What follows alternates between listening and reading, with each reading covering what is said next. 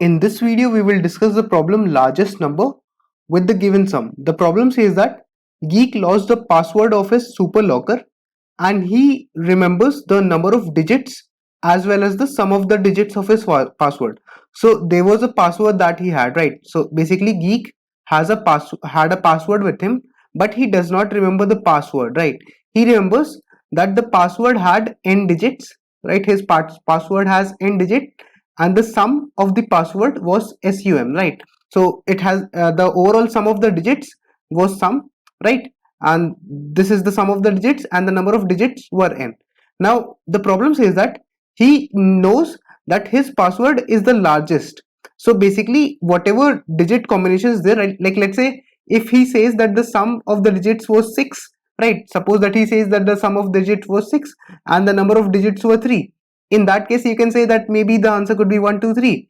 But the problem is saying that he remembers that his password is the largest number of n digits that can be made with the possible sum.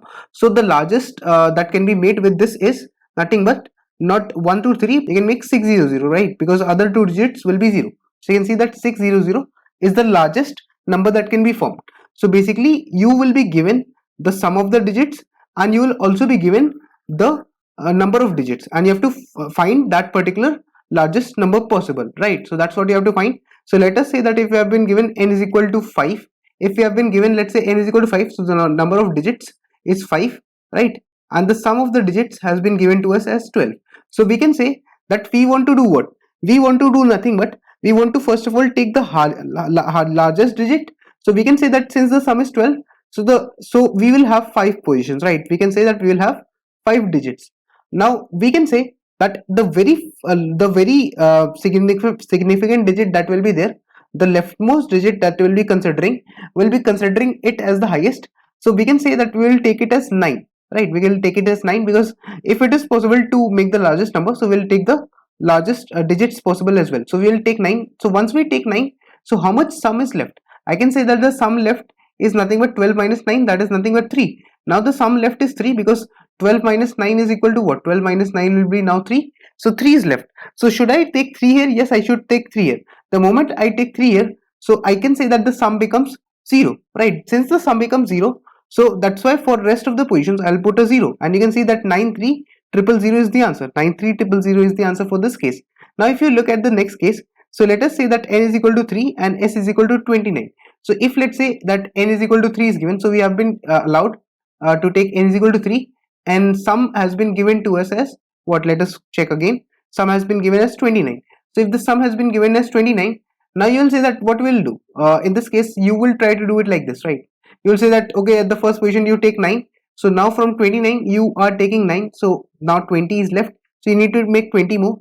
Now for the second case also you take 9, so that's why from 20 you subtract a 9 again, so you will get 11.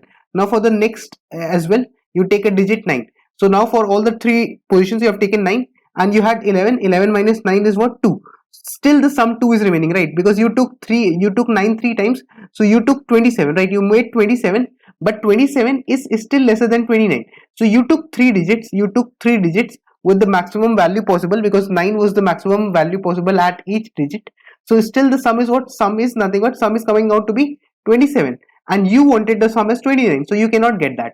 So when will the answer will not be possible? The answer will not be possible when there is a situation like this. So if it happens that you choose 9 at all the digits, so total n digits you have, right? So if 9 into n, so if you choose like 9 into n is what? Here 9 into n is 3, because the number of digits are 3, so that means 27. So if 27 is lesser than the sum, right? If it is lesser than the sum, if the sum is greater, so if you cannot take the sum, in that case what you will do? You will simply return a -1. In this case you will return the string as -1, because you cannot make the number. Otherwise you will make the number in the string and then return it, right?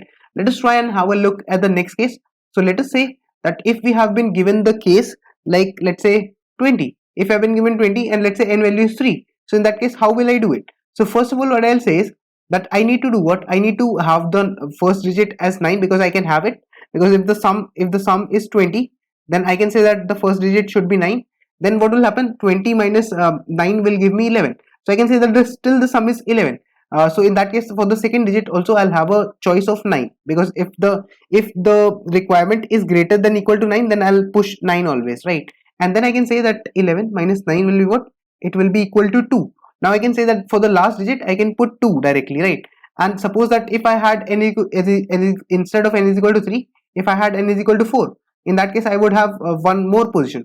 So in that case I would put 0 here, because the sum has got exhausted, right? Because 9 plus 2 will give me nothing but 20, right? Suppose that if I had n is equal to 5 in this case, right? So in that case also one more space, like one more digit, and in that I will put 0, right? So that's how I'm going to implement this problem. And notice that this problem has been asked in Microsoft.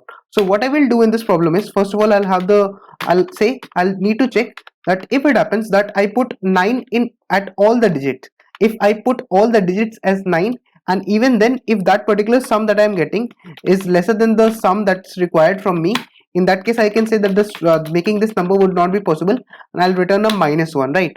Otherwise what I will say is that I need to start iteration. So I need to say that int I starts from 0, I is lesser than n. So basically this loop will be running for n times for generating all the n digits one by one, starting from the leftmost digit. So I'll say that if it happens that the sum that I have is greater or equal to 9, if the sum that I have is greater or equal to 9, in that case what will I do? I'll simply say that if the sum is greater than 9, so I also need to have a string answer. So I'll say that string answer is equal to initially null, right? And I'll say that if it happens that the sum is greater or equal to 9, in that case I'll say that answer plus is equal to 9, because I'll add 9 to my answer directly, I can afford to add. And I'll say that sum minus is equal to 9, so I'll subtract 9 from the sum as well, right? Else if the sum is not greater than 9, in that case I'll say that I'll take it once only, right? I'll take it at one time only. Suppose that the sum left is 3, so I'll take the digit 3 only. So I'll say that I'll take it, and since I'm taking it, since I need to store whatever the current sum is there, which is lesser than 9, I need to store it as the digit. So since sum is an integer, I want to convert it into a string, so I'll use the toString function to convert it into a string, and then I'll add it to my answer, right? And I'll mark the sum as 0, so that whenever the next time I come, so I keep on adding 0, right? Let's suppose that I have made 9 and 3 I've made. Now the next sum is 0, the sum is 0, so 0 and 0 will get added after it, right? And in the end, after this part is done, so I can say that after this processing is done, I can simply return the answer. Let us try and quickly compile this code to see if it works on the samples. So you can see that it is working on the samples. Let us submit this code as well. So this is how this code will be implemented, and you can see that it was able to pass all the test cases. And talking about the time complexity of this approach, so the time complexity of this approach will be nothing but order of n, and the space complexity of this approach will be nothing but order of 1. And notice that this problem has been asked in Microsoft. So make sure to hit the like button. Thank you for watching this video.